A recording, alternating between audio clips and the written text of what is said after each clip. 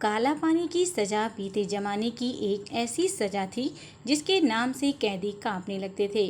दरअसल यह एक जेल थी जिसे सेल्यूलर जेल के नाम से जाना जाता था।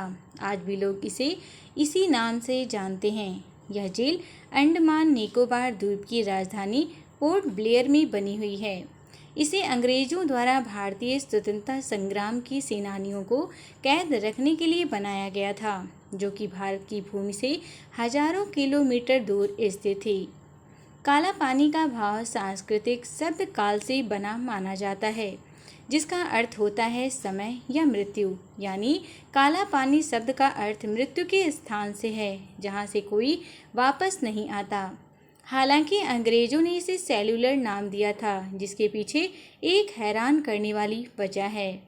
सेल्यूलर जेल अंग्रेजों द्वारा भारत की स्वतंत्रता सेनानियों पर किए गए अत्याचारों की मूक गवाह है। इस जेल की नींव 1897 ईस्वी में रखी गई थी और 1906 में यह बनकर तैयार हो गई थी। इस जेल में कुल 698 कोठरियां बनी थीं और प्रत्येक कोठरी 15 गुणे 8 फीट की थी। इन कोठरियों में 3 मीटर की ऊंचाई पर रोशनदान बनाए गए थे ताकि कोई भी कैदी दूसरे कैदी से बात ना कर सके।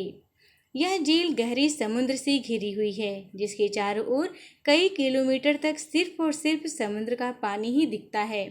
इसे पार कर पाना किसी के लिए भी आसान नहीं था। इस जेल की सबसे बड़ी खूबी ये थी कि इसकी चारदीवारी एकदम छोटा बनाया गया था, जिसे कोई भी आसानी से पार कर सकता था। लेकिन इसके बाद जेल से बाहर निकलकर भाग जाना लगभग नामुमकिन था, क्योंकि ऐसा कोशिश करने पर कैदी समुद्र के पानी में ही डूबकर मर जाते। इस जेल का नाम सेल्यूलर पड़ने के पीछे एक वजह है। दरअसल यहाँ हर कैदी के लिए अलग अलग सेल होती थी और हर कैदी को अलग अलग ही रखा जाता था ताकि वो एक दूसरे से बात ना कर सके। ऐसे में कैदी बिल्कुल अकेले पड़ जाते थे और वो अकेलापन उनके लिए सबसे भयानक होता था। कहते हैं कि इस जेल में ना जाने कितने ही भारतीयों को फांसी की सजा दी गई थी। इसके अलावा कई तो दूसरी वजहों से भी मर गए थे, लेकिन इसका रिकॉर्ड कहीं मौजूद नहीं है। इसी वजह से इसे जेल को भारतीय इतिहास का एक काला अध्याय कहा जाता है।